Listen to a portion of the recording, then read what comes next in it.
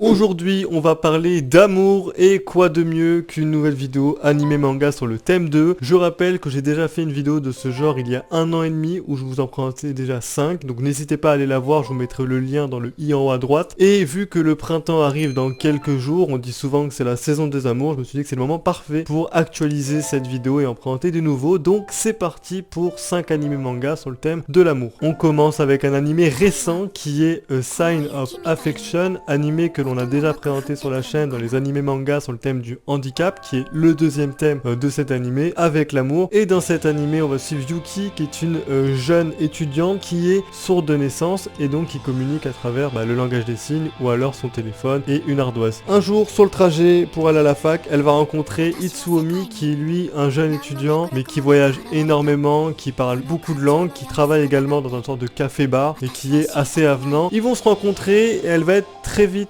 surpris et très vite sous le charme de Itsuomi parce que lui va se mettre très vite à l'aise avec elle dans le sens que il va se mettre à lire sur ses lèvres pour pas qu'elle l'ait à écrire sur son ardoise ou quoi que ce soit et donc la considérer normalement et ça va la surprendre parce qu'elle a jamais eu cette habitude là de que quelqu'un la traite juste comme une humaine et non ah oui elle est sourde donc faut la traiter différemment et elle va vite tomber sous son charme. On va suivre leur histoire et donc deux personnes qui sont extrêmement différentes mais qui sont extrêmement complémentaires. La saison 1 est extraordinaire, visuellement c'est magnifique, j'aime beaucoup les personnalités des personnages. Alors bien sûr je parle de ces deux là mais il y en a d'autres également. Je trouve qu'il y a une vraie maturité, ça avance bien, vite et de façon mature. Donc moi je vous invite à aller le regarder, c'est un animé qui est sorti en 2024. En tout cas j'aime beaucoup et je vous invite à aller le regarder parce que j'ai adoré. On continue avec un animé qui est toujours en cours de diffusion, c'est Blue Box. Actuellement il y a 23 épisodes, il y en aura 25 au total. Et dans cet animé on va suivre Taiki qui est membre du club de badminton de son lycée et il est amoureux de Shinatsu qui elle est la star du club de basket du lycée. Il a jamais osé s'approcher d'elle ou lui parler ou quoi que ce soit, même lui révéler ses sentiments, ça c'est impossible. Mais une opportunité assez incroyable va se présenter à lui puisque la mère de Shinatsu et la mère de Taiki se connaissent très bien, sont des amis d'enfance et les parents de Shinatsu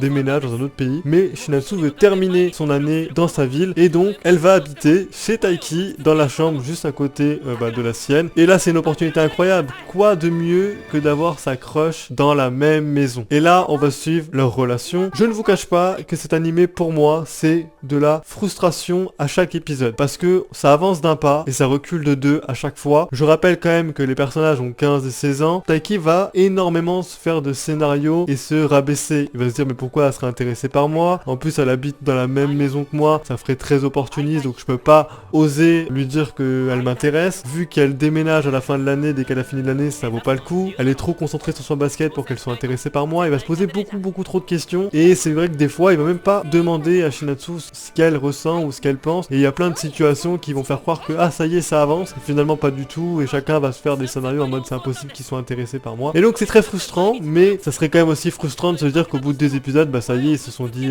qu'ils s'apprécient parce qu'on sait qu'ils s'apprécient. Je vous invite vraiment à le regarder, j'ai très hâte de découvrir la fin de la saison 1. Je sais que le manga cartonne, l'animé pas mal de gens en parlent, l'animation est très top. Donc n'hésitez pas à aller le voir, il est disponible sur Netflix. On continue avec un animé que je vous ai déjà parlé de nombreuses fois sur la chaîne, c'est My Dress Up Darling. Et dans cet animé, on va suivre Gojo, qui est un lycéen solitaire, qui est passionné par les poupées traditionnelles japonaises et donc qui adore en fabriquer, etc. Et le destin va faire qu'il va rencontrer Marin Kitagawa, qui est une des filles les plus populaires du lycée et qui elle est passionnée de cosplay. Un jour, elle va tomber sur lui qui est en train d'utiliser une machine à coudre et pour elle, c'est une opportunité incroyable d'avoir quelqu'un qui puisse coudre un cosplay et à partir de là on va suivre leur nouvelle relation, cette nouvelle amitié, romance, amour entre les deux et c'est vachement bien. C'est vrai que sur le papier, sur le synopsis on pourrait se dire que c'est un anime extrêmement cliché comme on en a vu, la fille populaire avec le mec qui a pas trop d'amis, qui est solitaire, sauf que pas du tout. Je trouve que les personnages sont extrêmement matures, on est très loin de la fille idiote populaire qui en fait est extrêmement pertinente. En fait de base elle est pertinente et elle est extrêmement pertinente quand on la connaît encore plus et lui pareil, on a un mec qui est assez réservé qui va commencer à s'ouvrir un peu plus et j'aime beaucoup cette relation et je veux pas spoiler mais la fin de la saison 1 nous avait laissé sur un cliffhanger incroyable donc j'attends énormément cette saison 2. Moi j'ai très hâte de voir la suite, c'est un manga qui cartonne, un anime qui cartonne également. Vivement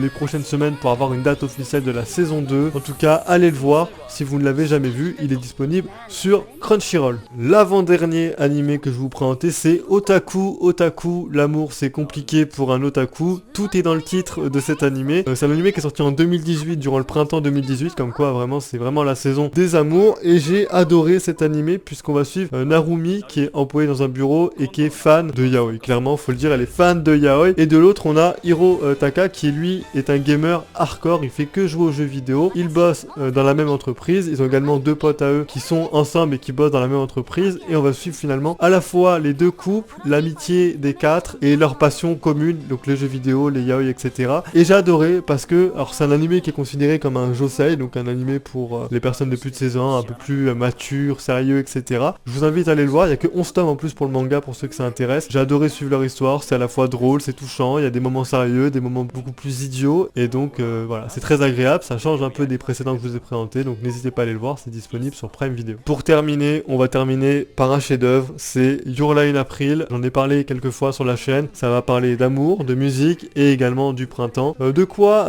parle cet animé? C'est très simple, on va suivre Arima Kosei, qui est un prodige du piano. Un jour, sa mère va décéder, il va faire une énorme dépression au point de ne plus du tout entendre les notes du piano quand il joue. Donc il va décider d'arrêter de jouer. Quelques années plus tard, il va rencontrer Kaori Miyazono, qui elle est une prodige du violon. Le destin va faire que Kaori veut tout faire pour jouer avec Arima Kosei, donc elle veut qu'il l'accompagne au piano. Ce qui va arriver, sauf qu'elle est bien consciente que Kosei n'entend plus du tout quand il joue. Et donc c'est très intéressant de nous montrer à la fois donc la dépression et à quel point c'est dur de sortir de cette dépression. Et il y a également toute une histoire de romance entre les deux personnages. Je ne veux pas spoiler l'œuvre, mais j'ai adoré, voilà, ça m'a mis une claque, ça m'a brisé le cœur. Je l'ai regardé à un moment de ma vie qui me parlait énormément justement, et donc je vous invite à aller le découvrir si vous ne l'avez jamais vu. On en parlera sur la chaîne tôt ou tard, on fera une vidéo complète dessus. Je vous invite à aller le voir, il n'y a que 22 épisodes. Donc voilà, c'était 5 animés manga sur le thème de l'amour. J'essaie de vous présenter 5 animés qui parlent de l'amour bien évidemment, mais de façon assez différente, donc un peu plus sérieux, un peu plus lycéen et beaucoup de façon plus poétique aussi. N'hésitez pas à en proposer d'autres dans les commentaires, c'est possible que votre animé d'amour préféré, j'en ai déjà parlé dans la précédente vidéo, je vous invite à aller la voir encore une fois. Si cette vidéo vous a plu, n'hésitez pas à laisser un j'aime, à la commenter et à vous abonner. Sur ce, je vous dis à plus à la prochaine pour d'autres vidéos. Salut!